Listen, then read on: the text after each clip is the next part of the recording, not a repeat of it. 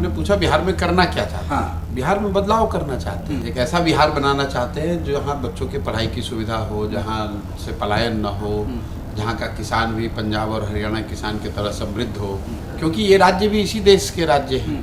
और अगर वहाँ पर ये चीज़ें हो सकती हैं तो बिहार में क्यों नहीं। 30-35 साल से यहाँ लालू नीतीश भाजपा की सरकार चली है और ऐसा नहीं कहा जा सकता कि कुछ भी नहीं सुधरा है, लेकिन 1990 में भी देश का सबसे गरीब और पिछड़ा राज्य बिहार था और आज भी देश का सबसे गरीब और पिछड़ा राज्य बिहार ही है। और सुधार होगा कैसे? सुधार के लिए प्रयास आप करें, हम करें, कोई दूसरा करे, प्रयास आज हो या 10 वर्ष के बाद, प्रयास तो किसी न किसी बिहार के व्यक्ति को ही करना पड़ेगा।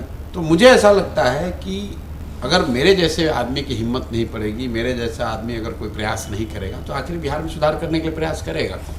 इसी मिट्टी में हम लोग का जन्म हुआ है, यहीं पर सरकारी स्कूल में पले बढ़े हैं, माता पिता का आशीर्वाद है, ऊपर वाले की कृपा है, कुछ जीवन में हासिल हो गया है। तो अगर हम लोग वापस आकर अपने इस धरती के लिए कुछ ना करें तब तो बहुत बड़ा अन्याय हो जाएगा।